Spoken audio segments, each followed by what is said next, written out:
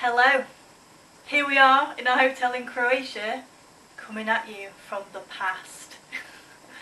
So we thought before we left that we would go through a few things that we learnt on this trip of ours, and we've got top 5 things that we think you should know that we've learnt about. So without further ado, we shall discuss the things. Number 1 is the clip. Hand me a clip. We got these clips from Tiger, wasn't it? For, how much were they?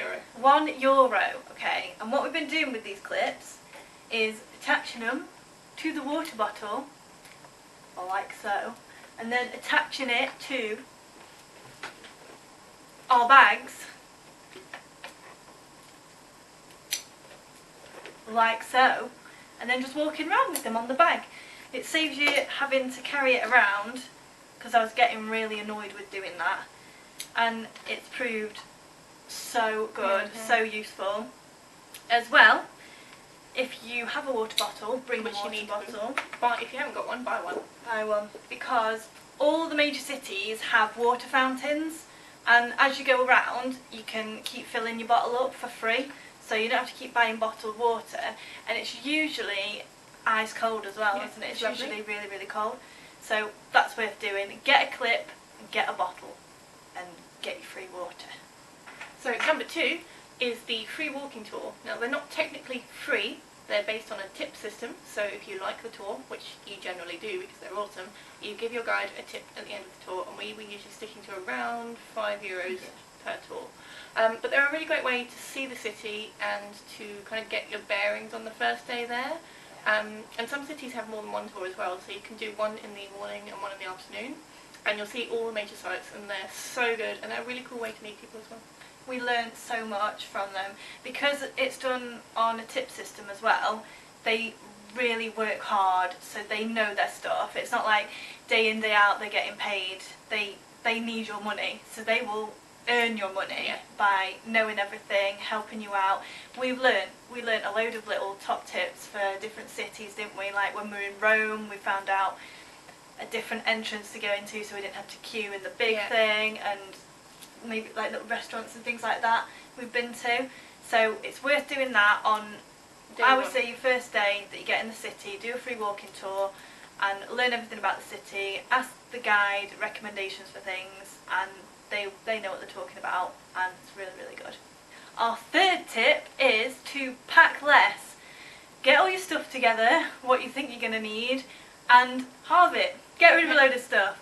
I did a pack with me video before we went. It was 15 minutes long, and I have barely worn half the clothes that I brought with me, and I thought that I had quite a small number of clothes, and really I did for a month, but I've ended up wearing the same things over and over because of the weather, just because of what I've fancied wearing, what's been comfortable. So have a look at what you've got and think, will I really wear this when I'm away? Because if not, get it out. If you wouldn't wear it when you're at home, you're not going to wear it when you're abroad. You just lose it. Exactly. And I think I kept most of my toiletries. I don't think I've got rid of any of them. Yeah. Oh, toiletry tip. Tiger Balm. Oh yes. Tiger Balm. Tiger Balm is over there in my bag, so I'm not going to go and get it. But it's a little pot of amazingness that I got when I was in Vietnam. You can buy it just about anywhere these days, I think. And it is like a miracle treatment. You can use it on anything. We've been using it on bruises, on blisters, on sore feet, on bites, on headaches. It does everything, and it takes up about yay space, rather than if you had a product for everything else, it would take up this much space. Yeah, so it's a really tiny little pot. And it smells lovely. So you put it on and you smell minty and fresh. It's really nice. So that's a little bonus there for you. You'll want some Tiger Balm. Number 4 is to schedule in more breaks than you think you need. We wanted to do a bit of a whirlwind trip around Europe. We wanted to see all the things all at once. In hindsight, we probably could have seen less and had more time to chill out and enjoy cities rather than just rush like this. But it exhausted us. We were absolutely knackered all the time.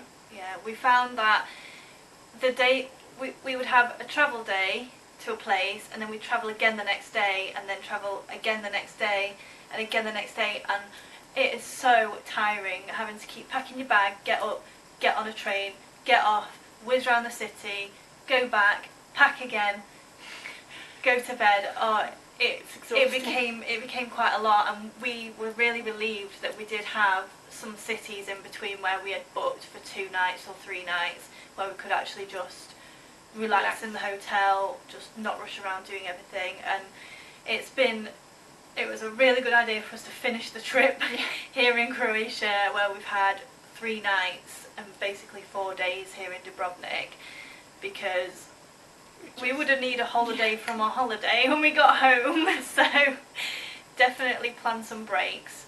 If you want to do loads of cities, do a bigger trip. Go for longer. Don't try and cram everything in like we did. We've had a great time. Oh, it's been amazing. It was very tiring. I just need naps all the time. Nap all the time. Sleep wherever you can. If you have an hour, use it to sleep. Yes. So number 5 tip is, might be a bit obvious to some people, but use TripAdvisor. We use TripAdvisor on the free walking tours to make sure they were decent. We've used them for restaurants, we've used them for finding attractions, we used it for booking our hotels as well. It's a really, really useful tool to get on there and have a look. Like, we've found some really good restaurants. Yeah, and we've noticed that every time we've not used TripAdvisor, we've usually ended up with a dud. Yeah. And either overpaid or just had really mediocre food. Yeah. So just go with what everyone else is saying is good, because they're saying it's good for a reason. Yeah, and if you are walking around, there's a lot of touristy places we've been to, and they try and collar you into the restaurant. If you see the name of the restaurant, just have a quick look at it on TripAdvisor and see what it says. Like, there's nothing wrong with going into the restaurant if they've collared you in off the street. They always say they advise against it. Yeah, but you can at the end of the day, it's find a some restaurant. nice places to eat. Yeah, so just have a look on TripAdvisor first, see what people have said about it. As well, we found to find cheap places to search euros or whatever the currency is. Yes. On the TripAdvisor page when you've got it up, so that's quite useful for us. People will tell you how much they spent on their bill. Say 2 mains, 2 beers and a dessert cost me €30, and we think we can do that. Excellent. Yeah, so it's worth doing that as well. We have a bonus tip, which is to do with the whole trip, is do not buy an Interrail pass. Do not do it. Don't do it. If you're doing what we've done, if you want to do the same trip that we did, don't buy an Interrail pass. I am 26, which means I can't get the younger, like, discounted rate of rail pass, and you are I not. am 21. I am 22 next week. I am young and fresh, and what they call the youth on Interrail. Yes. Mine would have cost about £500, and yours about £350. £350. Mm-hmm. So what we did, I was like, right, £500 is a little bit ridiculous. I'm just going to see how much it will cost to do it without it. So we worked out that each journey is an average cost of £30 if I was to get a rail pass. We managed to get trains and buses for £7, £9. We've not paid more than £25 for a journey. So it would have been wasted, and we've actually saved half. Yes. Oh, easily. And also, when you're on an Interrail pass, you don't get to use the buses, which sounds ridiculous, but they're awesome over here. They have TV screens in the back of the seats, and they've got Wi-Fi. They're amazing. And they come around with drink service. Yeah. They bring you coffees and things while on the bus. It's amazing. Megabus. Yeah. Take note. I know, come on. Come on, Chop, Megabus. chop.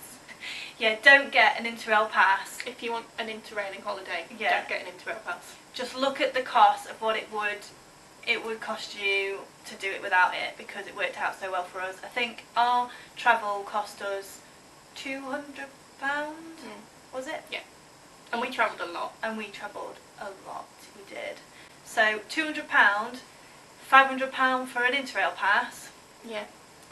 I will be doing a video when I get home on the planning process that we went through, so I'll go through who we used and how we found it and how we budgeted it and all of that stuff, so that is coming. But I thought that while Beth is still with me, before she leaves me in the morning, we would do this together, because we've spent 24 hours a day, 7 days a week, yeah, for 5 weeks together, and yeah, and we've not killed each we other. haven't killed each other. We're still here, and we're fine, and we're having a good time, and it's our last night tonight, so we're going out and we're having some cocktails. We found a place that do frozen daiquiris. We found it on TripAdvisor. I did frozen mango daiquiris. Yes. So I'm gonna go now, and we'll do I will do a video when I'm You're back all by home. yourself. When I'm all by myself. We hope that you enjoyed watching our little trip. We know our parents and our parents' friends have been avidly watching, so shout out to all of them. Thank you for supporting us, and thank you for everyone else on my channel that doesn't actually know me who's watched these and enjoyed them. I've enjoyed reading your comments. But yeah, we're going to go now, we're going to go out, so Yay!